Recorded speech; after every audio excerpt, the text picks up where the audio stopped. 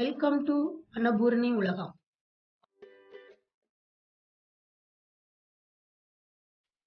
பாருங்க எப்படி நல்லா வந்திருக்குதுன்னு. நல்லா தனித்தனியாக உதிரியாக நல்லா வந்திருக்கு பாருங்க. டேஸ்ட்டும் நல்லா இருக்குங்க.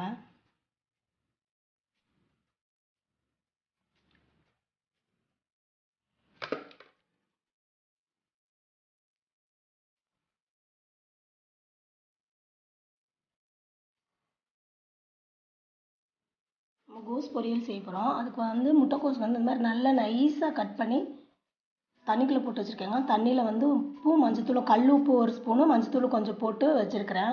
அப்போ தான் அதில் எதுவும் மருந்து எதுவும் அடிச்சிருந்தா அதெல்லாம் நல்லா சுத்தமாயிருங்க. அதனால் மஞ்சள் தண்ணியும் உப்பும் போட்டு அதில் வச்சுருக்கிறேன். கோஸ் நல்லா நைஸாக கட் பண்ணிக்கோங்க. இல்லாட்டி இந்த காய் சீவுறதில் வச்சு சீவி விட்டுருங்க. பட்டை அந்த உருளைக்கிழங்கு வாழைக்காய் சிப்ஸ் எல்லாம் போடுவோம்ல, அந்த மாதிரி எதுவும் இருந்தால் ஆனால் நைஸாக இருக்கணுங்க. அந்த மாதிரி இதில் வச்சு சீவி எடுத்துக்கோங்க. ஈஸியாக சீக்கிரமாக எடுத்துடலாங்க சீவி எடுத்தா. ஸ்டவ் ஆன் பண்ணி பாத்திரம் வச்சு எண்ணெய் ஊற்றிக்கலாங்க. எண்ணெய் நல்லா காஞ்சிருச்சு. 1/2 டீஸ்பூன் கடுகு சேர்த்துக்கலாம்.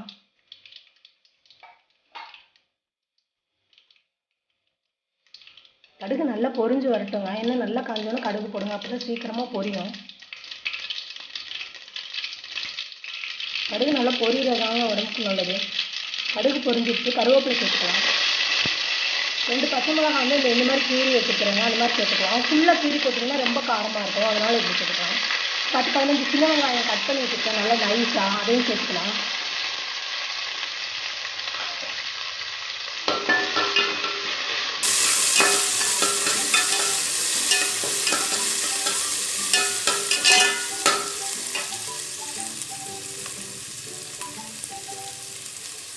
பாசிப்பருப்பு கொஞ்சம் இந்த அளவு ஊற வச்சு எடுத்து வச்சுருக்கிறேங்க. ஒரு 1/2 hour முன்னாடியே ஊற வச்சு எடுத்து வச்சுருக்கிறேன். வெங்காயம் கொஞ்சம் நல்லா வதங்கினோன்னா அந்த பாசிப்பருப்பை சேர்த்துக்கலாம். கழுவிட்டு ஊற வச்சுருக்கிறேன். தண்ணி இல்லாமல் அந்த பாசிப்பருப்பை சேர்த்துக்கோங்க. சேர்த்து இதோடு நல்லா வதக்கி விட்டுருவோம்.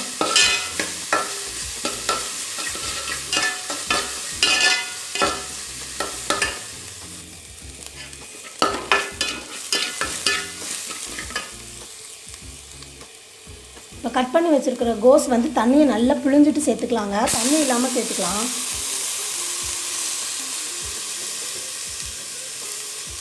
தண்ணி இல்லாமல் நல்லா புழிஞ்சிருங்க. தண்ணி இல்லாமல் புழிஞ்சு செஞ்சால் தாங்க நல்லாயிருக்கும்.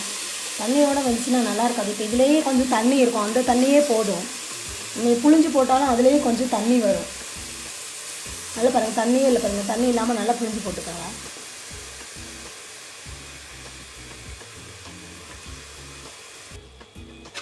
நல்லா கலந்து விட்டுக்கலாங்க. கோஸ் தூக்கி பார்த்தீங்கன்னா நல்லா வெயிட்டாக இருக்குங்க. அந்த மாதிரி கோஸ் வாங்கிக்கோங்க. அதான் கல் கோஸுன்னு சொல்லுவாங்க. இன்னொன்று வெயிட் கம்மியாக இருக்குங்க. அது குவான்டிட்டி அந்தளவு இருக்காது. டேஸ்ட்டும் அந்த மாதிரி இருக்காங்க. அதனால் எல்லாம் நல்லா இதனால கல் கோஸானா வெயிட்டாக இருக்குங்க. நம்ம கையில் இப்படி தூக்கி பார்க்கையில் நல்லா வெயிட் தெரியுங்க. சின்ன கோஸாக இருந்தாலுமே நல்லா வெயிட் தெரியுங்க. அந்த மாதிரி பார்த்து வாங்கிக்கோங்க. ஸ்கிப் பண்ணாமல் கடைசி வரைக்கும் பாருங்கள். அப்போ தான் நான் சொல்கிற சின்ன சின்ன டிப்பும் கூட யூஸ்ஃபுல்லாக இருக்குங்க. இப்போ உப்பு சேர்க்க வேணாங்க. இப்போ உப்பு சேர்த்தா தண்ணி விட்டுரும். கொஞ்சம் நேரம் ஆகட்டும். மூடி வச்சிடலாம். காய் கொஞ்சம் வேகட்டுங்க. கோஸ் வேகட்டும். மூடி போட்டு மூடி வச்சிடலாம். ஓப்பன் பண்ணி கலந்து விட்டுக்கலாங்க. 2-3 நிமிஷத்துக்கு ஒரு டைம் இந்த மாதிரி ஓப்பன் பண்ணி கலந்து விட்டுக்கலாம். இப்போ உப்பு சேர்த்துக்கலாம். ஒரு 1/2 டீஸ்பூன் உப்பு சேர்த்துக்கலாங்க.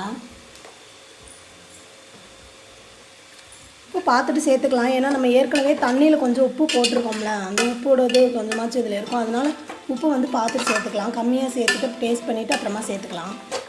நல்லா கலந்து விட்டுலாங்க. இந்த ஸ்டேஜில் ஓப்பன் பண்ணியே வேக வைங்க. மூடி போட வேணாம். ஒரு ஸ்டெப்பும் நம்ம பார்த்து பார்த்து செஞ்சால் தாங்க அதனோட டேஸ்ட்டு நல்லாயிருக்கும். 2வது கோஸ் ஃப்ரெஷ்ஷாக செய்யல அதோட டேஸ்ட்டே நல்லாயிருக்குங்க. நம்ம கோஸ் ஒன்றாகாது அப்படின்னு சொல்லிட்டு 2 நாள் வச்சுருந்தோம்னா அந்த டேஸ்ட்டே மாறிடுங்க. வாங்கிட்டு உடனே செஞ்சோம்னாக்கும் அந்த டேஸ்ட்டு நல்லாயிருக்குங்க. செஞ்சு சாப்பிட்டு பாருங்கள். வாங்கி அந்த உடனே கோஸ் பொரியல் செஞ்சு காய் வாங்கிட்டு உடனே செஞ்சிட்டிங்கன்னா அதோட டேஸ்ட்டே நல்லாயிருக்குங்க. இந்த மாதிரி கோஸ் பொரியல் செஞ்சு சாப்பிட்டு பார்த்துட்டு கமெண்டில் சொல்லுங்கள். வீடியோ பிடிச்சிருந்தா லைக் பண்ணுங்கள், சப்ஸ்கிரைப் பண்ணுங்கள், கமெண்ட் பண்ணுங்கள்.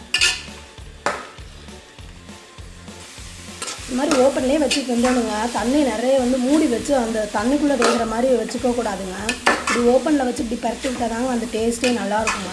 நிறைய தண்ணியில் அப்படியே சதன்னு தண்ணி தொளிச்சு வேக வச்சோம்னா அந்த டேஸ்ட் இது இந்த மாதிரி செஞ்சு சாப்பிட்டு பாருங்கள், நல்ல டேஸ்ட்டாக இருக்கும். பாருங்கள் தண்ணியே இல்லை பாருங்கள். தண்ணியை ஊற்றுல நல்லா புளிஞ்சிட்டு தாங்க இது பண்ணேன். நம்ம காயை ஊற வச்ச தண்ணி எடுத்து போகிறது அதிலே கொஞ்சம் தண்ணி இருக்கும், அதிலே வெந்துருங்க. தண்ணியெல்லாம் தொளிக்க வேணாம். அப்புறம் கொஞ்சம் மூடி போட்டு மூடி வைக்கையிலே கொஞ்சம் தண்ணி வந்துருக்குங்க. அதில் காய் கொஞ்சம் அரைவாசி வெந்திருக்கும். அப்புறம் இது ஓப்பனில் வச்சு இப்படி கிண்டி விட்டு அதில் இருக்க தண்ணி எல்லாமே போயிருங்க. ஓப்பனில் வச்சு கிண்டையில் இந்த மாதிரி கிண்டி விட்டுட்டே இருந்துட்டு காய் வெந்துருச்சுன்னா இறக்கிடலாங்க.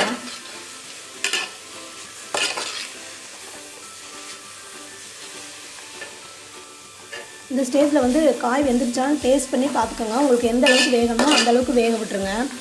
கலந்து விட்டு வேக விட்டுருங்க. காய் நல்லா வெந்துருச்சுங்க. இது போதும். எனக்கு ஒரு 1/4 மூடி தேங்காய் வந்து மிக்சியில் போட்டு துருவி எடுத்து வச்சுருக்கிறேன். மிக்சியில் போட்டு இது பண்ணி அதை சேர்த்துக்கலாம்.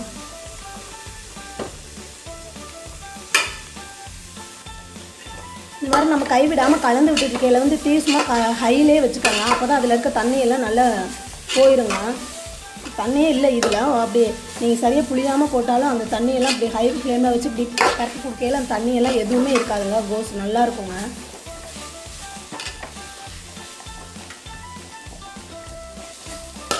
போதும், ஆஃப் பண்ணிடலாம்.